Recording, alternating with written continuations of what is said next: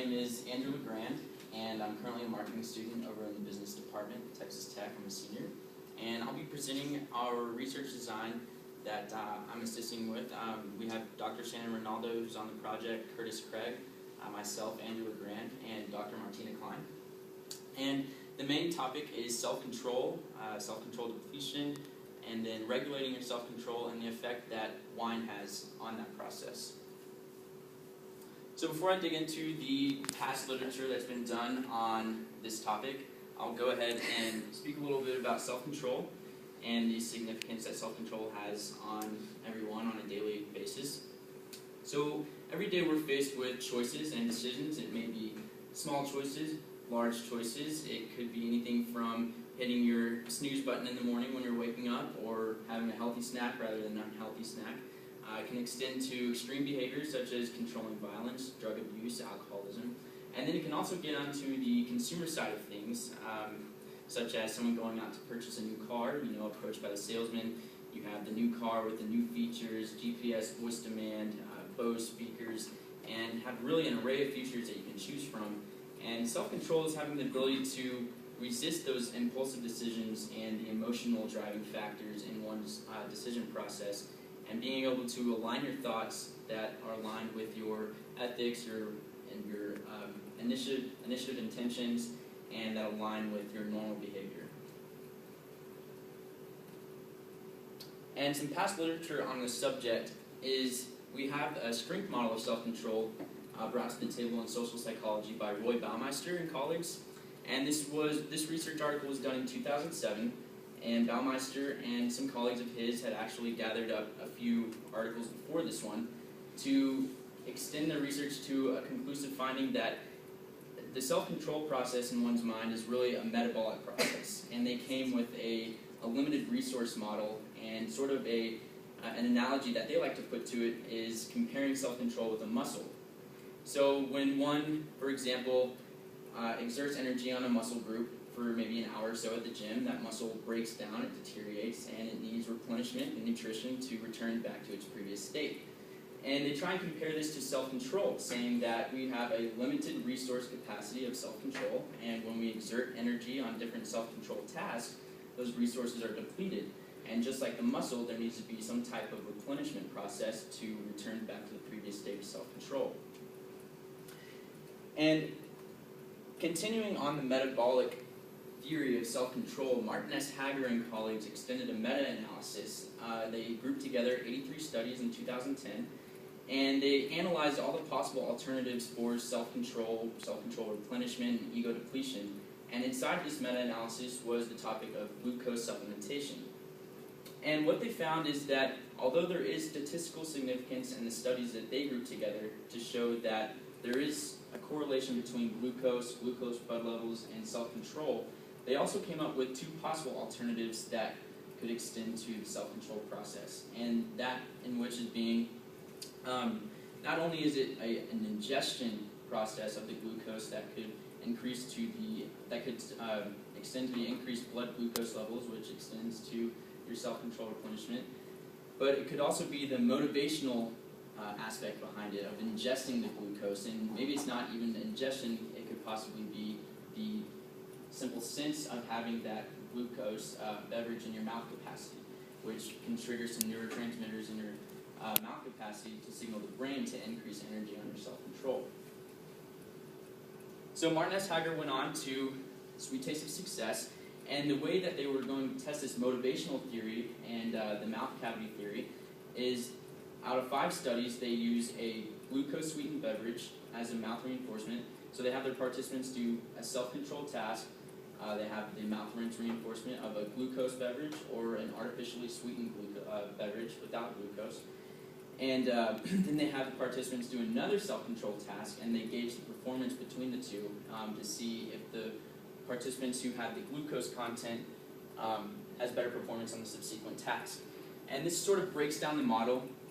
And in Hager's research, they used a physical self-control task to where participants would have a high-tension hand grip, and they would hold this hand grip as long as they could until they became uncomfortable and could not do it any longer.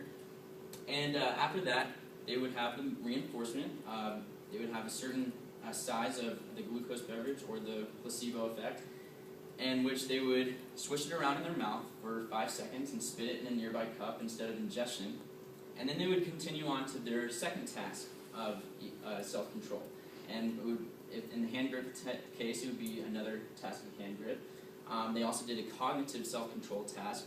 For example, they had participants read a boring descriptive text in an expressive fashion, which has been shown by other research is a significant and credible method of measuring the self-control and depletion. So with our research, we're sort of extending on the social psychology part by adding in another substance rather than only glucose and artificially glucose, and we're adding wine to the procedure. We're going to be using non-sweet wine and sweet wine. And a question of ours that comes up in the research is that since we're using a non-sweet wine, which has a limited glucose content, will people who have favorable attitudes towards alcohol and wine in general, will the limited glucose of the non-sweet act as a rewarding stimulus? And on the other hand, if people who don't favor alcohol, who don't have favorable alcohol attitudes in general, will it actually prime their self-regulation and actually enhance their ego depletion? And another component that we introduced to the research to sort of extend the social psychology to consumer psychology is one of our ego depletion tasks in our third study is actually a consumer purchasing decision, which was introduced by Bose and colleagues in 2008 as shown to be a proven method of ego depletion, which I'll get into when I discuss the third study. So in our first study, we're only trying to attempt to see if the non-sweet and sweet wine has a similar effect in the glucose-sweetened drinks on a classic task of self-control. All of our participants are given a cover story, so they're not knowledgeable that we're testing on their self-control or anything of that matter. And we use the high-tension hand grip task from Hager's research as the self-control task, and then we continue on to a 6-minute attention control video to where participants watch a short 6-minute clip of a woman talking on mute, and we ask them to try their best to control their attention to focus on the lady, because every 10 seconds in the bottom right-hand corner a word pops up, and it depletes their self-control resources because they have to require themselves to pay attention to the lady and resist their impulses on the words. And then we continue with the mouth rinse reinforcement. They'll either have a mouth rinse of non-sweet or sweet wine, a glucose beverage, or the placebo, the artificially sweetened. And then we'll also go ahead and test the hand grip test once more time. And this will sort of allow us to gauge the performance between the initial and the subsequent task and see whether there was improvement, and improvement, if there was, did they have the glucose or the wine or whatnot. And we expect the wine and glucose reinforcement to have the same effects as far as self-control replenishment. And at the end of each procedure, we're going to try and get rid of some bias factors. We'll have a brief mood introspection scale, sort of assesses the current mood of the participants to rule out any emotional bias. We'll have a trait self-control measure that's been used in past research, sort of assesses one's natural instinct of self-control. Participants may have an advantage over other participants in being able to instinctively better control their emotions and decisions. And then we'll have an alcohol-Likert scale, and assesses the participants' general attitudes towards alcohol and wine, and see how that plays in as a factor. In our second study, we extend from the physical self-control task to a cognitive base, just like Hager did in his research and other researchers have in the past.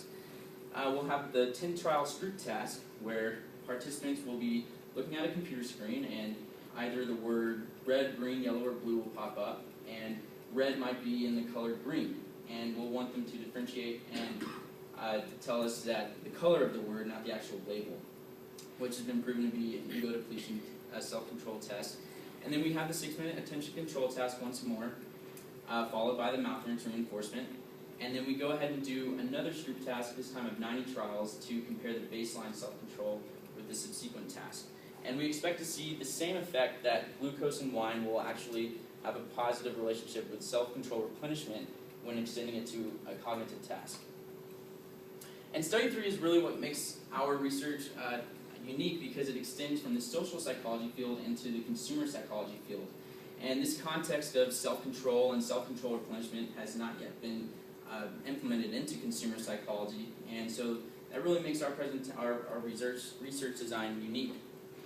Rather than a 6-minute attention control video, we'll have a consumer purchasing decision. So this was introduced, like I said, by Bose and Collins in 2008, and they'll have 5 pairs of objects, and they'll have to choose the one they prefer. So it could be a blue towel and a green towel set, and they'll have to choose between those.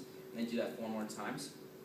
We have our mouth rinsing reinforcement 1 more time, and then we do the 90 trials of Stroop task to compare the performance on the self-control, and followed by the 3 questionnaires. So we expect our results to show that the participant's self-control is replenished by both the glucose and the wine mouth rinse. What this will do will show that if it does happen in the way we expect it to, it can show that consumers have replenished and lighten their self-control by a glucose or a wine reinforcement just in the oral cavity, not necessarily through ingestion. And in the marketplace, self-control has really been shown to amount to better purchasing decisions, like the car example. If one has the self-control and self-interest to be able to create a rational purchasing decision, it's in the best interest of them. So like I said, we extend the self-control and ego depletion social psychology part, and this is a contribution to the social psychology field because we're using another substance rather than the glucose in the artificial sweetened beverage like past literature, which introduces maybe and can facilitate new research into that aspect. Our research also extends the social psychology part into the consumer psychology field, like I had previously mentioned. And also when we're talking about maybe using this in the marketplace and in firms, it can inform managers the self-control and self-control replenishment process behind consumer purchasing decisions. And for high-level managers that work on a day-to-day basis with consumers, it allows them for a better understanding of what's going on through their mind and how to reinforce behavior. And that's all I have. We're doing the questions at the end. Yes. Yeah. Thank you.